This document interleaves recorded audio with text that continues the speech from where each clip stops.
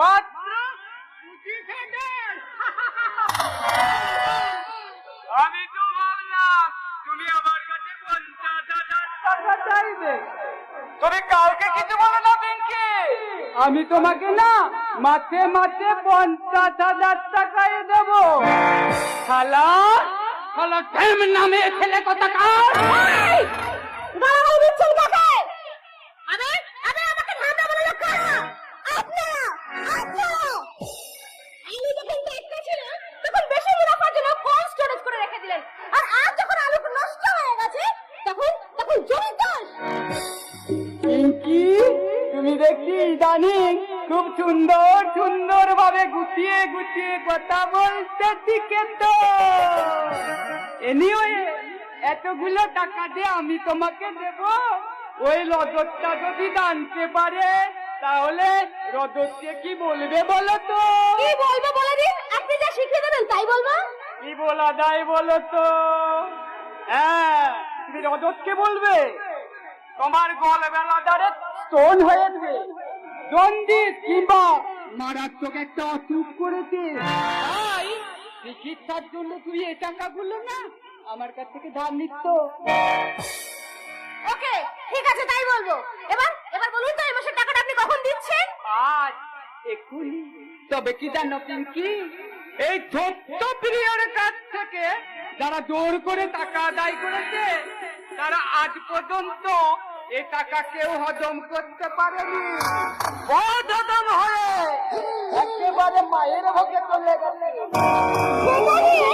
আপনাকে ভাবতে হবে না, আমার হজম শক্তিটা অনেক বেশি, আর আর তাই জন্য আমি যে কোনো জিনিস চট করে হজম করে নিতে পারি। আর এটা মনে রাখবেন, আপনি যদি হন বুনো ওল তবে আমিও বাগাতে তু।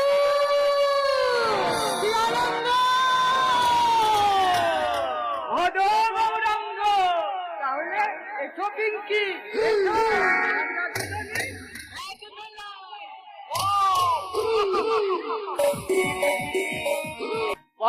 পারছি না আমি এই পোশাকটা পরে কিছুতেই স্থির থাকতে পারছি না। আবার আবার নীতি কর্তব্যের বোধগুলো আমাকে থেকে হাহাকার করে হাসছে। ওই সম্পর্কের হাত করিতে আজ আমি নীতিহীনতার কাঠগড়ায় দাঁড়িয়ে থাকা একজন আসামি। আসবো স্যার আসবো। আর কি করবেন? আমার মতো একটা অসহায় মানুষের কাছে সুবিচার চা বাবা আশাটা ত্যাগ করুন। আইন যখন এইভাবে তৈরি হয়, ওই অরাজকতার নাট্যিক ভাবে ইন্টেনশন চেয়ারে ছুটছে। সবই বুঝতে পারছি স্যার, তবু একজন মানুষ হিসেবে বলবো আপনি ভেঙে পড়বেন না স্যার। এই যে পূর্বরাবাড়ি, এই কনস্টেবল বংশীলাল থানা, এই আর আমি এই মুহূর্তে থানায় একটা স্টাফ নেই। ভাবতে পারেন এরপর চোখের সামনে কোনো ক্রাইম দেখলে আমাদের ফোর্স নেই বলে চুপ করে থাকতে হবে? এরপরও কি আপনি বলবেন আমি ভেঙে পড়বো না? না পড়বেন না, কারণ আপনাকে ভেঙে পড়তে আমরা দেখতে পারবো না। কিন্তু থানার এই বাকি স্টাফরা গেছেন কোথায়? কোথায় আবার? ছুটিতে। ওই সেকেন্ড অফিসারের দাদার বোনের পিস্ততে ননদের ছেলের বিয়ে, উনি ওখানে গেছেন। আর মেজবাবু ঠাকুমার কাকাবাবু মারা গেছেন, উনি ওখানে গেছেন। কিন্তু অ্যাডিশনাল অফিস তো থাকার কথা। ওরে বাবা, ওনার আবার অনেক কাজ। ওরা 30 বছর বয়সে মাধ্যমিকে 3-3বার ব্যাক করে একজন রিক্সাওয়ালাকে বিয়ে করে পালিয়ে গেছে। উনি পুলিশ হয়েও তার খুঁজে বার করতে পারেনি, তাই কামাখ্যাতে গেছেন তান্ত্রিক দিয়ে মেয়ে জামাইকে খুঁজে বার করতে। এসব কি বলছেন স্যার? আরো আছে মহাদেব বাবু, আর আছে। এই থানাতে 4-4 জন কনস্টেবল আছে। ওই বংশীলাল ছাড়া বাকি সব ফুটবল খেলে চাকরি পেয়েছে, তাই বাকি 3 জন পুলিশ ফুটবল টিমের হয়ে পাটনাতে ফুটবল খেলতে গেছে। এই ওসি মায়ের ভোগে যাক, তাতে কার কি এসে গেল বসায়। আসার সময় তো থানার সামনে ওই জিপটা দেখলাম না। এই ওয়েস্ট বেঙ্গলের থানার জিপ থানায় থাকে না মহাদেব বাবু, থাকে ওই নেতা মন্ত্রীদের বাড়িতে। ওনারা কখন কোথায় দেশের গোষ্ঠী ষষ্ঠী পুজো করতে যাবেন, তার আগে পুলিশের জিপে সাইলেন্ট বাজিয়ে না গেলে ওদের ইজ্জত নষ্ট হয়ে যাবে না। আমাকে 7 দিনের ছুটি দিতে হবে স্যার, আমি দেশে যাব। আমার বাচ্চা হবে। আমার বাচ্চা হবে মানে আমার বইয়ের বাচ্চা হবে। তাহলে চিন্তা করুন মহাদেব বাবু, একেও ছুটি দিতে হবে। এরপর যখন ফুটো চকটা ধরে থানায় কোনো কাজ না করে বসে যখন ওই জনতা আমাকে ঘেরাও করবে, সাংবাদিকরা তখন পুলিশের মা মাসি উদ্ধার করে দেবে, তখন তখন রোজগারের মতো আমাদের দাঁত কেলিয়ে বলতে হবে সবাই চায় তদন্ত করছি। কিন্তু একসাথে সব দপ্তরে ছুটি দেওয়ার নিয়ম নেই স্যার। এরা তো কোন নিয়মে ধার ধারে না মহাদেব বাবু, এদের যা ইচ্ছে এরা তাই করে, কারণ এরা হলো পার্টির লোক। বুঝতে পারছি স্যার, বুঝতে পারছি। এই আপনার মতো সব অফিসারদের হাজার চেষ্টা তো আমাদের ভাগ্য ফিরবে না। এই সোর্সের মধ্যেই ভূত স্যার, সোর্সের মধ্যেই ভূত। ঠিক করে দিতাম মহাদেব বাবু, ঠিক করে দিতাম। যদি আমার হাতে ক্ষমতা থাকতো তাহলে সব কটাকে রাম পেতে দিতে দিয়ে একেবারে ঠান্ডা করে দিতাম। ওই সত্য যেটা তারপর পর্যন্ত ঠিক ছিল মহাদেব বাবু, এই কলিযুগকে দিয়ে একেবারে কেলেঙ্কারি করে দিয়েছে। তাহলে এখন কি করবেন স্যার?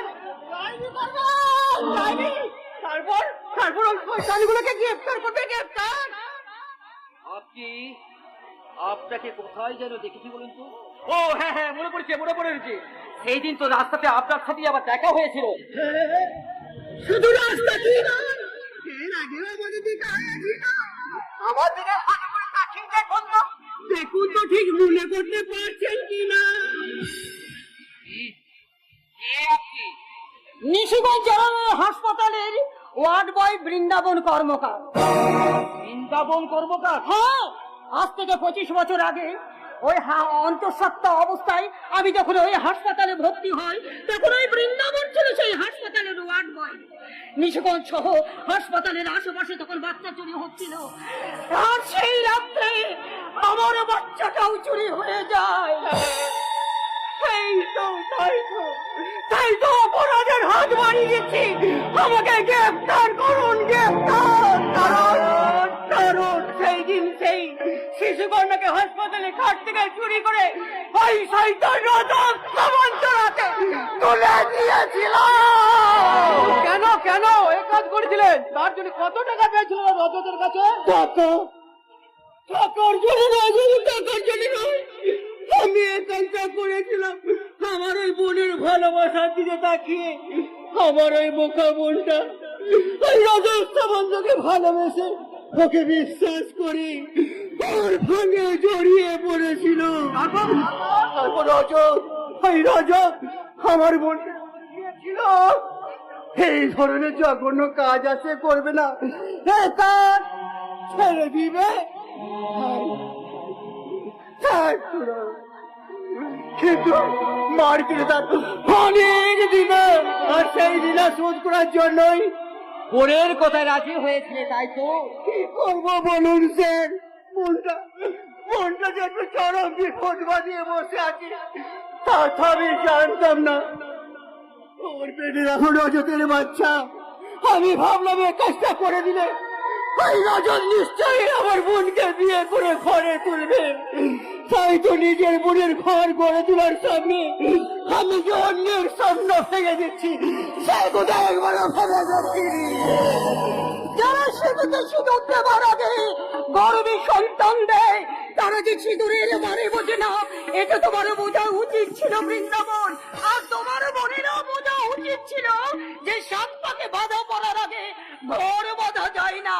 তাই সে খই পোড়ানোর আগে কলঙ্কের আগুনে সে মুখ পুড়িয়েছিল।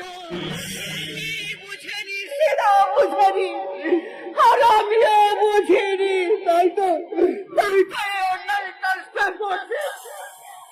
আমার স্বপ্নে একটু কাটেনি, কিন্তু সত্যি আমাদের কাজটা হয়ে যায়। আমার ওই অন্তঃসত্ত্বা করতে লাগি তখন আমি বুঝলাম অন্যের স্বপ্ন চুরি করে নিজের বোনের স্বপ্ন করে তোলা যায় না, তোলা যায় না। আমি তো বুঝলাম, কিন্তু কাকিমা, ওই বাচ্চাটা যদি চুরি হয়ে গিয়ে থাকে তাহলে এই পাখি। বলবো বাবা, বলবো, তোমাকে সব কথা বলবো, কিন্তু তার আগে যে তোমাকে পাখিকে পাওয়া থাকতে হবে, তাকে রক্ষা করতে হবে। কেন কি হয়েছে পাখি? হয়েছে কিডন্যাপ। প্রতীক্ষা তুমি দেখি তোমার মাথা বন্ধ করো। তিরস্কার ওই দাদার কাছ থেকে পাওয়া ভয়ের পুরস্কার। কিন্তু কথাটা আমি ঠিক বুঝলাম না। সব বুঝিয়ে বলছি, সব বুঝিয়ে বলছি। ছোটবেলার থেকেই হোস্টেলে রেখে লেখাপড়ে শিখেছে আমার দাদা। বড় হওয়ার পরও আমাদের আলাদা বাড়িতে থাকতে হয়।